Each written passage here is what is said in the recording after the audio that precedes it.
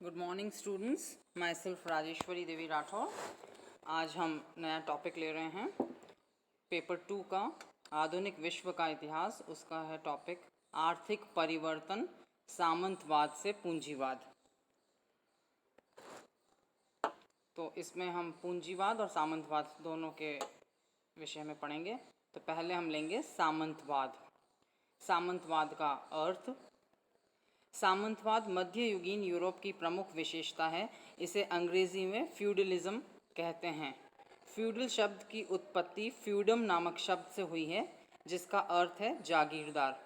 सामंतवाद के उदय के मूल में मध्ययुगीन यूरोप में अराजकता एवं अशांति रही है।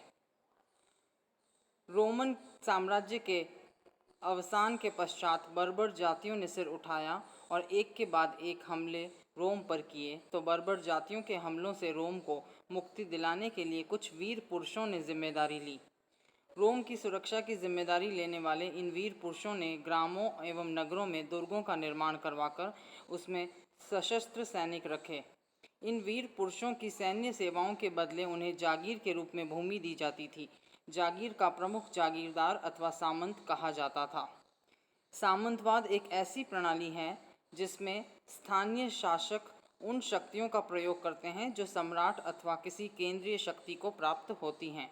इस प्रणाली के अंतर्गत राजा अपने अधीनस्थ भूमि को अपने वीर सैनिकों एवं अन्य राजभक्ति प्रदर्शित करने वाले सरदारों को बांट देता था। उस भूभाग के स्वामी कृषकों से खेती करवाने के साथ साथ अपनी इच्छा अनुसार कर वसूल करते थे। 6ठी शताब्दी से 15वीं शताब्दी के मध्य यूरोप में सामंतवाद फला फूला। सामंतवादी प्रणाली में राजा के समस्त अधिकार एवं शक्तियां स्थानीय शासक या सामंत में निहित थीं। यूरोपीय देशों में सामंतवाद का स्वरूप अलग अलग था। तो यूरोप में सामंत प्रथा। मध्यकालीन यूरोप में सामंत प्रथा के दो स्वरूप मुख्य थे, राजनीतिक एवं आर्थिक। पहले हम ले रहे हैं राजनीतिक स्वरूप। सामंतवादी यूरोप में राज परिवार के लोगों के पास बड़ी बड़ी पुश्तैनी जमींदारियां थीं। राजा भूमि का एक भाग अपने पास रखकर शेष भाग को सामंतों को बांट देता था। सामंत को लॉर्ड तथा उसकी भूमि को फीफ कहा जाता था। जिनके पास बड़े भूखंड होते थे उन्हें ही लॉर्ड कहते थे। लॉर्ड अपनी फीफ को छोटे सामंतों को वितरित कर देते थे। छोटे सामंत बड़े सामंतों के वासाल या आसामी होते थे। उन्हें ड्यूक, काउंट और बैरन या नाइट की उपाधि प्रदान की जाती थी। काउंट की नियुक्ति राजा या सम्राट करता था और वह अपने कार्यों के लिए सम्राट के प्रति उत्तरदायी होता था। काउंट की नियुक्ति स्थायी होती थी, उसे सिर्फ राजा ही अपदस्थ कर सकता था। काउंट आर्थिक, न्यायिक और सैन्य प्रबंधन शासक के प्रतिनिधि के रूप में करता था। ड्यूक काउंट से उच्च पदस्थ और शक्तिशाली होता था। ड्यूक लैटिन भाषा में ड्यूकस कहलाता था, जिसका आशय विशाल भूभाग का स्वामी होता है। जो व्यक्ति युद्ध हेतु ली जाने वाली परीक्षा में उत्तीर्ण होता था वह नाइट या शूरवीर कहलाता था।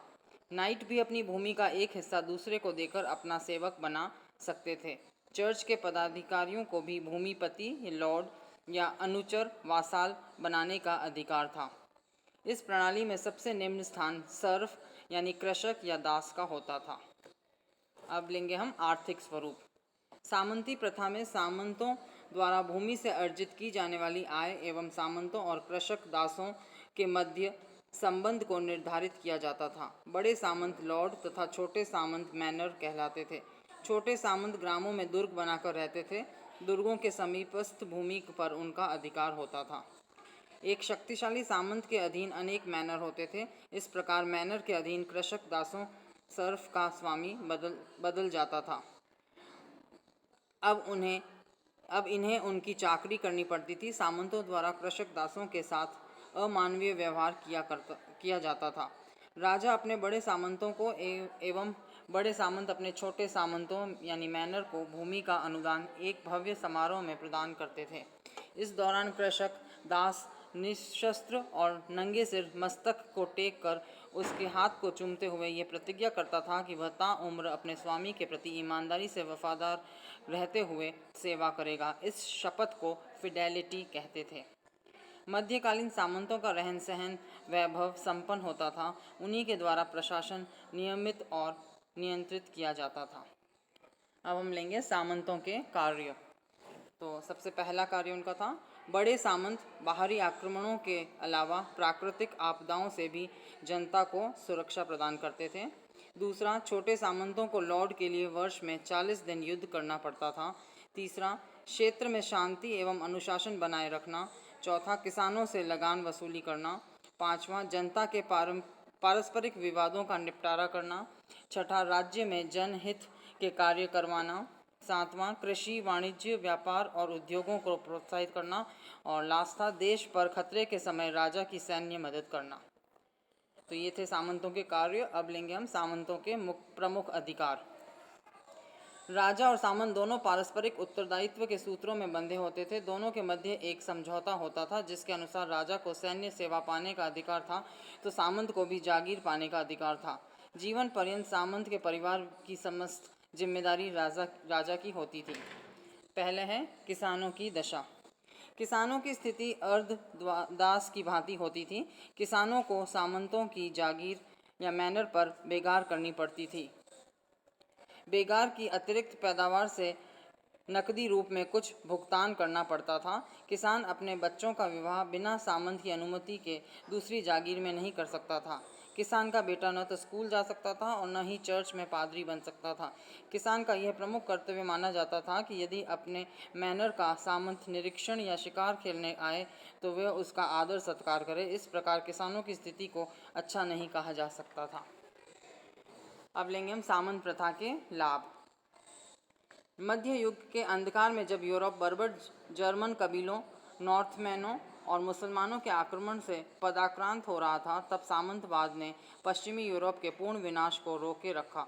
रोमन साम्राज्य के अवसान होने के पश्चात सामंतों ने राज्य एवं जनता को सुरक्षा प्रदान करते हुए शांति को बहाल किया।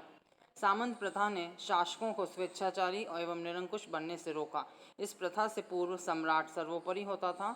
इस व्यवस्था ने शासन की शक्तियों का विकेंद्रीकरण कर दिया। परिणाम स्वरूप शासकों ने जनहित में रुचि दिखाना शुरू कर दिया।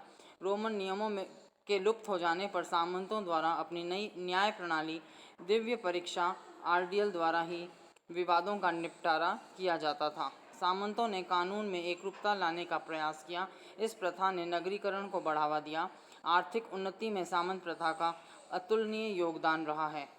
सामंत पैदावार को बढ़ाने के लिए भूमि के एक हिस्से को खाली छोड़ देता था ताकि भूमि की उर्वरता बनी रहे। कृषि पैदावार को बढ़ाने के लिए सिंचाई सुविधाएं बढ़ाई गईं। व्यापार वाणिज्य पर ली जाने वाली चुंगी सामंतों की आय का प्रमुख स्रोत थी, इसीलिए उन्होंने व्यापार वाणिज्य को प्रोत्साहन किया। सामंतों के संरक्षण में न केवल साहित्यकारों को संरक्षण दिया गया अपितु कलाकारों को भी प्रोत्साहित करके उनकी कला को निखारा गया। सामंत काल में रोमन एवं गॉथिक शैली स्थापत्य कला की प्रमुख शैलियाँ थीं। अब लेंगे हम सामंत प्रथा की हानियाँ। सामंत प्रथा ने विस्तृत साम्राज्य को विखंडित करके उसकी शक्ति को कमज़ोर बना दिया। इस प्रणाली से देश प्रेम एवं राष्ट्रीयता गौण हो गई और स्वार्थ एवं स्थानीयता की भावनाएं प्रबल हो उठीं। सम्राट की अयोग्यता एवं निर्बलता से मौका पाकर सामंत अपने आप को स्वतंत्र घोषित कर देते थे। इस प्रथा के कारण गरीब एवं अमीर के मध्य खाई बढ़ती गई। किसानों का शोषण एवं उत्पीड़न चरम सीमा पर पहुंच गया, जिसके परिणाम स्वरूप वर्ग संघर्ष उभरने लगा। तानाशाही का उत्थान सामंत प्रथा का परिणाम माना जाता है। सामंत अपनी स्वार्थ सिद्धि के लिए कोई संकोच नहीं करते थे। उनके द्वारा जनता के शोषण एवं उत्पीड़न ने यूरोप में अराजकता एवं अशांति को जन्म दिया। कालांतर में सामंतों ने विलासितापूर्ण जीवन व्यतीत करना शुरू कर दिया। सामंतों का नैतिक पतन हो गया। टाइथ नामक एक धार्मिक कर सामंतों एवं कृषक दासों द्वारा पादरियों को दिया जाता था। वैभव एवं भोग विलास ने पादरियों के चरित्र को गिरा दिया। जनता ने सुधारों की मांग की, जिसके परिणाम स्वरूप धर्म सुधार आंदोलन का उदय हुआ। तो ये थे सामंत प्रथा के लाभ और हानियाँ। अब हम लेंगे सामंत प्रथा के पतन के कारण। यद्यपि सामंतों ने विदेशी आक्रमणों से यूरोप की सुरक्षा की, तथापि उनके वर्चस्व ने जनता के सुख चैन को छीन लिया। सामंत किसानों पर निर्ममतापूर्वक अत्याचार करते थे। फलस्वरूप जनमानस सामंतों से घृणा करने लगा। इसका प्रतिफल ये हुआ कि मध्ययुगीन यूरोप में सामंतों के खिलाफ विद्रोह भड़क उठे। सामंतों का प्रमुख कार्य राज्य की सुरक्षा व्यवस्था को बनाए रखना होता था। बारूद के प्रयोग ने सामंत प्रथा को काफ़ी क्षति पहुंचाई। राजाओं ने स्थायी सेना का गठन करके उसे बंदूकों से सुसज्जित कर दिया, जिससे सामंतों की उपयोगिता समाप्त हो गई। 1095 से 1453 के मध्य लड़े गए धर्म युद्ध यानी क्रूसेड्स ने सामंतों की शक्ति को कमज़ोर कर दिया। सामंतों द्वारा किसानों के उत्पीड़न एवं शोषण ने उनमें भयंकर रोष उत्पन्न कर दिया। किसानों के स्वतंत्र होते ही उन्होंने, जो कि सामंतवाद की मशीन का महत्वपूर्ण पुर्जा था, सामंत प्रथा को जीवित रखना असंभव बना दिया। धर्म युद्धों के परिणाम स्वरूप यूरोप में नवीन व्यापारी वर्ग का अभ्युदय हुआ। इस वर्ग के कारण ही यूरोप में व्यापार एवं वाणिज्य फलने फूलने लगा। यूरोपीय व्यापारियों का पश्चिमी एशिया से संपर्क हो गया। व्यापारिक एवं औद्योगिक खुशहाली ने नए नए नगरों को जन्म दिया। व्यापारियों ने मजदूरों एवं किसानों को मजदूरी का लालच देकर शहरों में बसने के लिए प्रोत्साहित किया। इससे व्यापारी एवं सामंत आमने सामने आ गए। परिस्थितियों का फ़ायदा उठाते हुए व्यापारियों ने सामंतों को कुचलने में सम्राटों की मदद की। मध्यकाल में चर्च का प्रभुत्व ढीला पड़ गया। इसका प्रभाव सामंतों पर भी पड़ा। उनके अधिकार सीमित हो गए। राजा के अधिकारों में वृद्धि होने लगी। राष्ट्रीयता की चेतना ने भी सामंतवाद के पतन में कील ठोकी। व्यापारिक लाभों को ध्यान में रखकर यूरोप में 100 वर्षीय युद्ध लड़ा गया, जिसका समय 1381 से 1443 ईस्वी तक माना जाता है, यानी 1381 से 1443 ईस्वी जो है वो 100 वर्षीय युद्ध का समय माना गया है। इस युद्ध ने यूरोप में राष्ट्रीयता को प्रोत्साहित किया। राष्ट्रीयता की अविरल धारा ने सामंतों की शक्ति को क्षीण करते हुए 15वीं शताब्दी में सामंत प्रथा को जड़ सहित उखाड़ फेंका।